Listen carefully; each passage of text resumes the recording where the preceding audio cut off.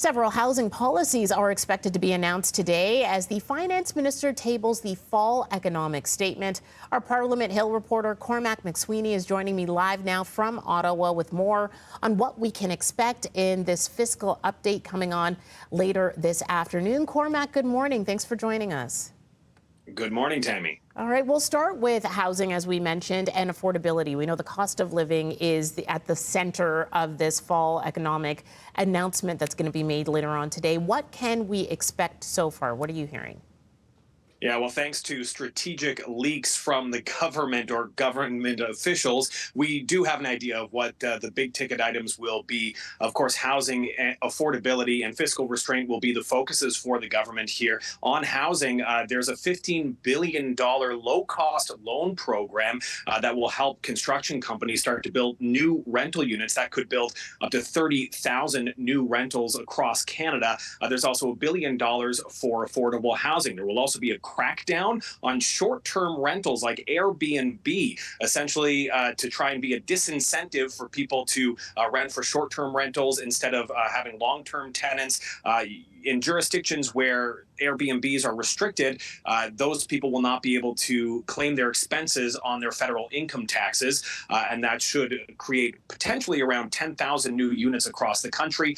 There's also going to be changes to the mortgage rules. So when you're trying to renew your mortgage, essentially what it's going to make the process is going to be a lot easier. Lenders will have more of the onus on them to give customers more options so that they understand what they're getting into and trying to choose the best option for them when they have to renew. So those are some of the big items that we're expecting to see out of the fall economic statement, and we'll all keep an eye as well to see whether or not we have any plan back to balanced budgets. All right, and we're hearing even, more than 24 hours before this is even released, the opposition already kind of weighing in and giving their reaction. What are we hearing from the Conservatives on this?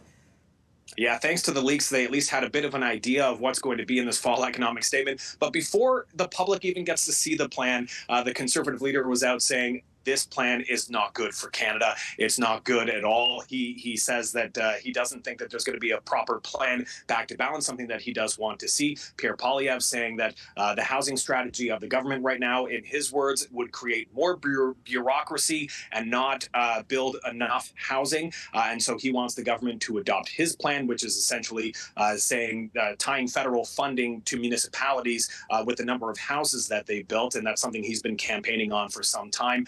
And of course, he's calling for a reduction in the carbon tax. He wants the planned increases to be scrapped, something the government has signaled many times that it is not willing to do. So we're not expecting to see that in the fall economic statement. But already he's expressing his discomfort with this fall economic statement. The NDP has laid out its demands, saying we need to see action on housing and grocery prices. However, with that confidence deal, it's more than likely that the NDP will support this and this financial bill will pass and the government will remain in power.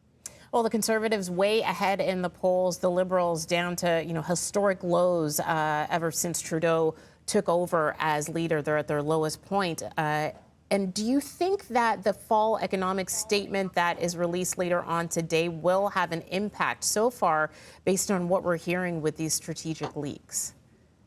I think there are many Liberals out there who are hoping anything right now will stop the bleeding and the slide in the polls. But whether we see this fall economic statement really turning things around for them remains to be seen. But some experts don't believe that it will be enough to do that. However, the way one political scientist was describing it to me, they see it as a foundation for more long-term success. If we're not going to be heading to another election until late 24 or 2025, then this will be a part of a basis and a number of moves that eventually, when Canadians start seeing the results of these promises, that's when things will turn around. When interest rates start to go down and become more steady and constant in an area that Canadians can afford, when inflation starts to come down, when we actually see these housing builds, this construction that's all being announced actually result in tenants moving in and people seeing the housing crunch sort of ease a little bit, that's when the mood will change and start to help the Liberals a little bit more. But that's going to take some time. That's right. Will not be immediate, unfortunately, for a lot of people out there. Cormac, thank you so much for joining us. I know you're going to provide full coverage for City News on all our radio station platforms as well. We appreciate you. Thanks.